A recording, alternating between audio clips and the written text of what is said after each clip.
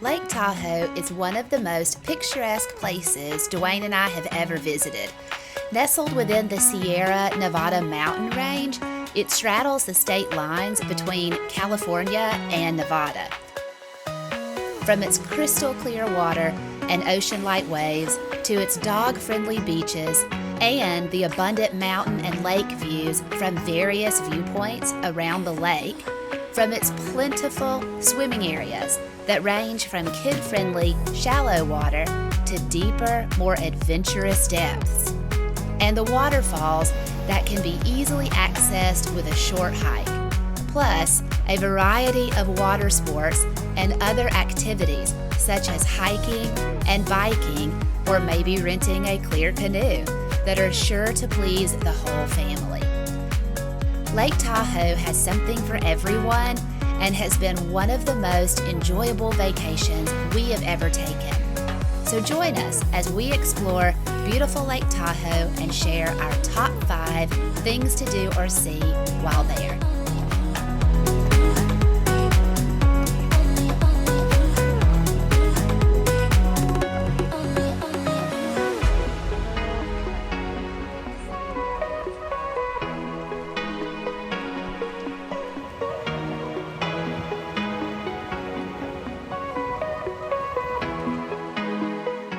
First on our list is Sand Harbor State Park and Beach Area. Sand Harbor is located on the Nevada side of the lake. It costs $10 a day to get in, though an annual pass can be bought on reservenevada.com. Starting in April of 2025, Sand Harbor State Park requires that you make a reservation if you plan on arriving to the beach area before 10:30 a.m. After 10:30 a.m., it is a first-come, first-served entry. Sand Harbor State Park has got a really big, wide-open beach area on one side of it that's perfect for families with small children. There should be plenty of room to spread out and a lot of shallow water for kids to play in. On the other side of Sand Harbor State Park is a cove-like beach area with really large rock boulders. This side of Sand Harbor is a great spot to do some swimming, and we had forgotten until we looked back at our footage just how deep you could go and still be able to see straight through the water. It is crystal clear. You can see in this footage that I am swimming deeper than waist deep, and yet the water is still clear. This was the prettiest water we had ever seen other than Caribbean water.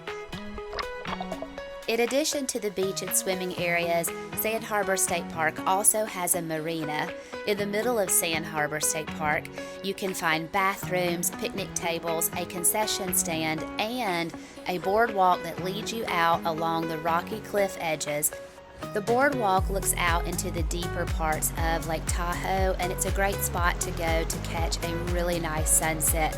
We decided to do this one evening and didn't regret it at all. It was an easy walk and the views were spectacular.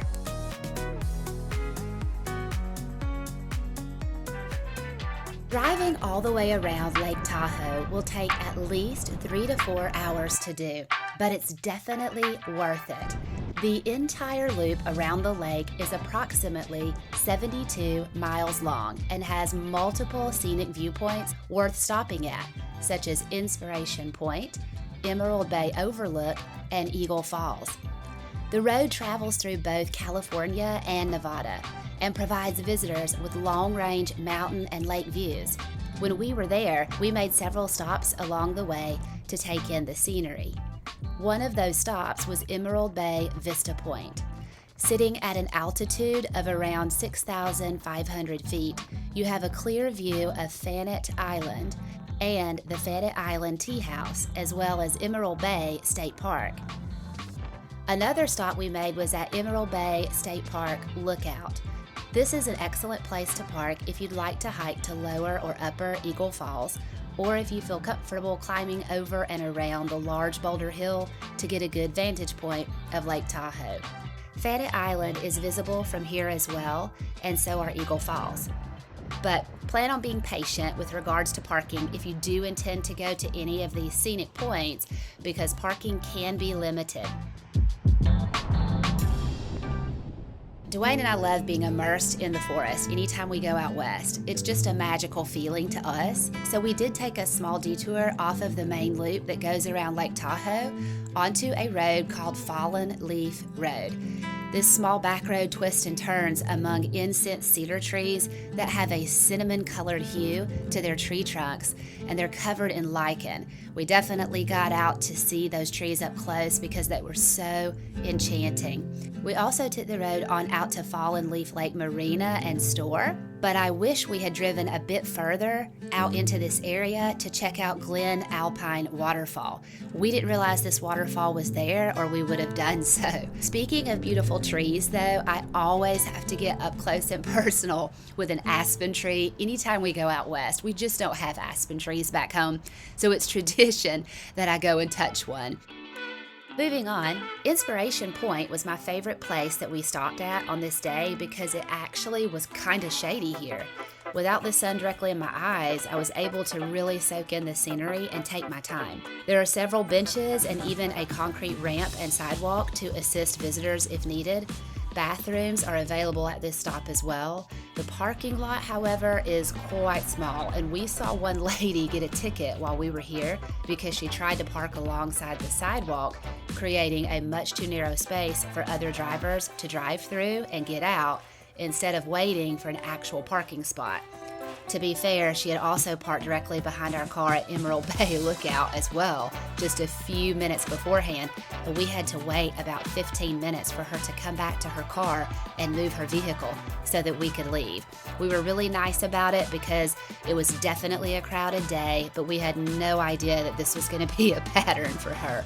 So please don't be that person.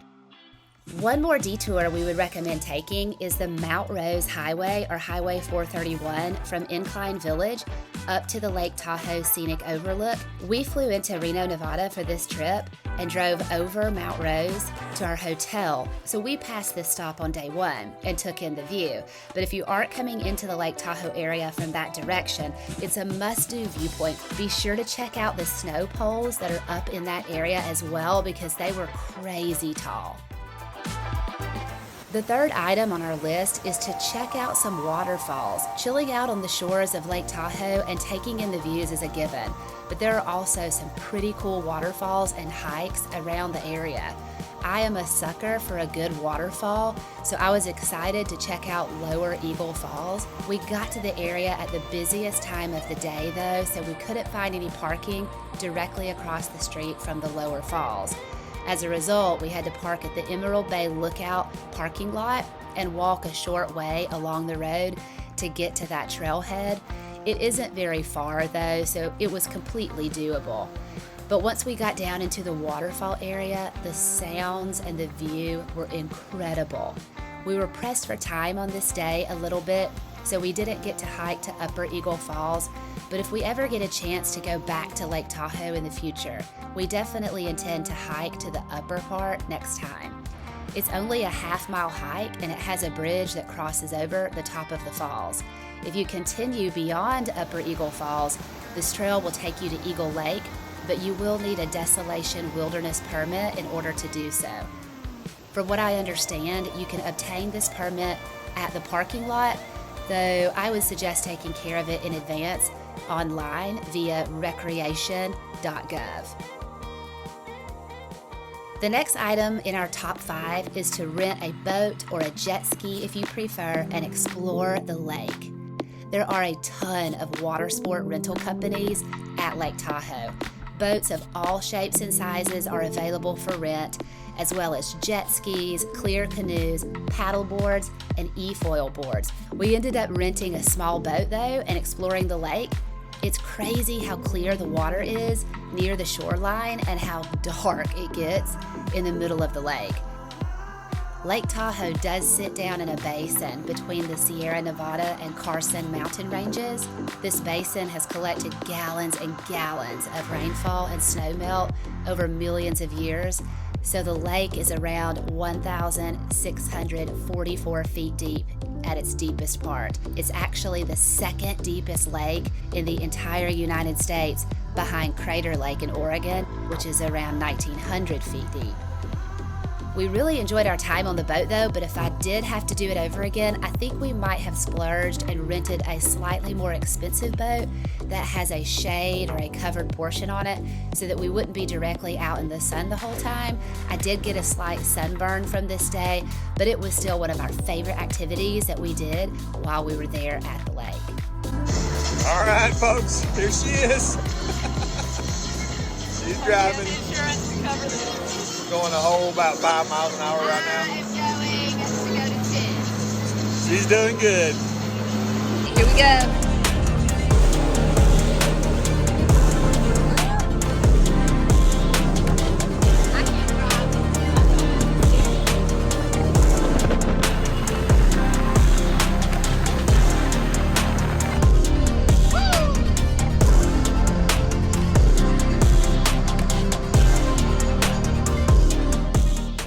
Finally, the top item on our list of things to do or see while visiting Lake Tahoe is a small, somewhat secluded area called Emerald Cove.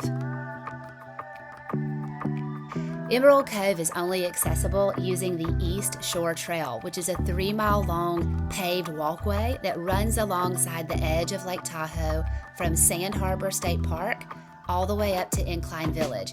To access Emerald Cove, visitors can easily park at Sand Harbor and walk to where Emerald Cove is located. I'm not sure of the exact distance from the Sand Harbor State Park parking lot, but I would estimate that it's about half a mile away.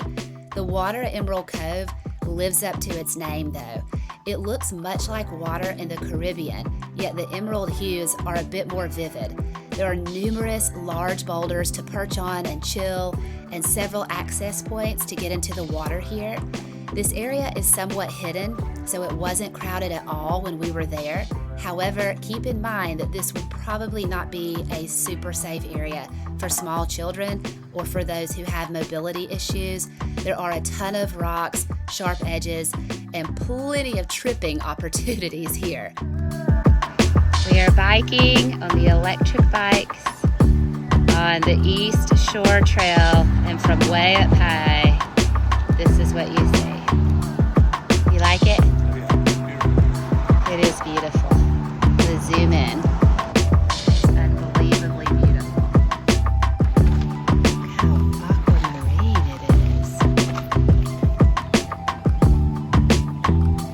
Quite literally, it's hard to stop staring at it.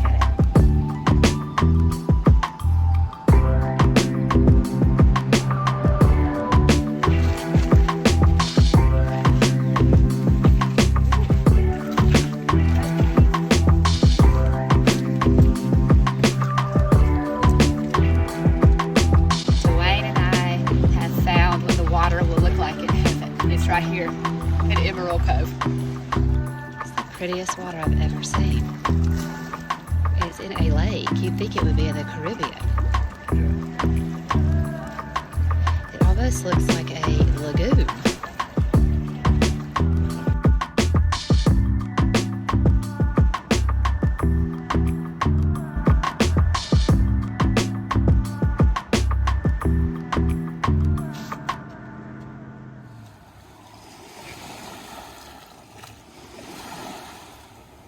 Speaking of hidden Beach deserves an honorable mention.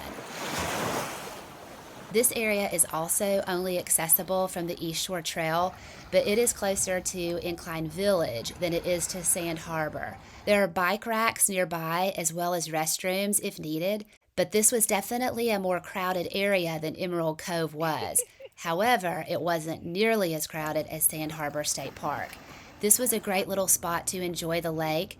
We did walk down a short trail on the hill to the shoreline from where the restrooms are, but once we were down on the beach, it was incredibly peaceful here. Hey, Dwayne.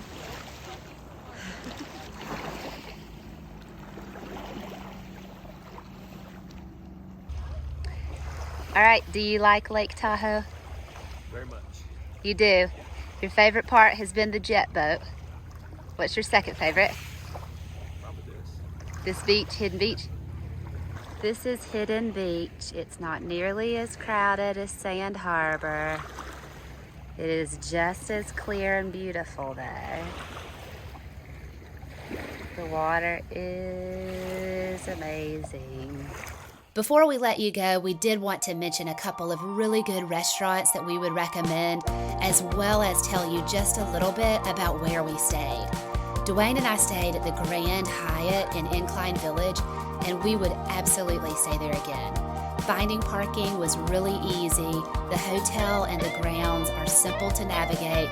Guests were treated with a complimentary s'mores package upon arrival to use out back by their gas fire pits. And in addition, the entire resort was not just clean, it was Cara clean. That is a big deal. I am one of those weirdos who goes in and re-cleans the entire hotel room before we even unpack. At the Grand Hyatt, I did not have to do this, and that's a huge factor for us when recommending places to stay to our friends and family. Kara Richardson reporting here. We are out here at the Hyatt Regency in Incline Village, Nevada. I must say, the one in Vail is a little bit swankier, but this one will do. The hotel also has a beautifully landscaped pool area, hot tubs, a spa, a casino, several restaurants, a gift shop, room service, meeting rooms, and it has its own private beach area directly on Lake Tahoe where guests can access clear canoes for free.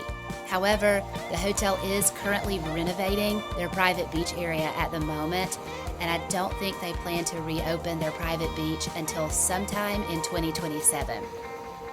As far as restaurants go, there are several really good restaurants in the Incline Village area.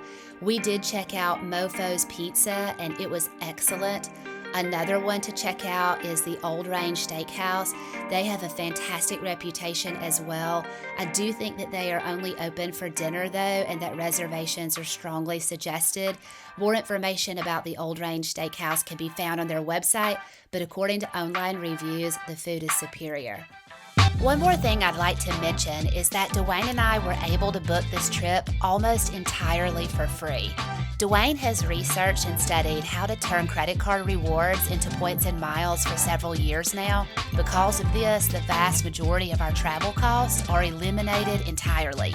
On this particular trip, we flew Southwest Airlines and used our points to pay for one round-trip ticket. We have purposefully earned a companion pass in advance with Southwest Airlines though, so the second person, known as the companion, flies for free using this pass. We booked our rental car through the Capital One travel portal and then used what is called a purchase eraser feature to reimburse ourselves for that cost. Lastly, we booked the Grand Hyatt using Chase points that Dwayne converted into Hyatt points.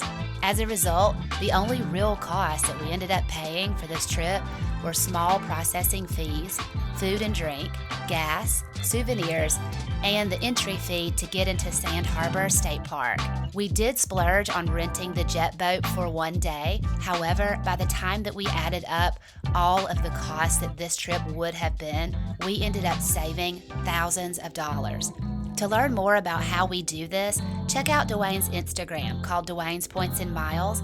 He also has a couple of beginner's guides videos here on the channel where he teaches others how to get started with turning rewards into points and miles so that you too can take your family on epic adventures. Thanks so much for checking out our Top 5 at Lake Tahoe video, you guys. We hope you found it to be helpful. Be sure to give the video a like and our channel a subscribe. And as always, God bless. See you next time.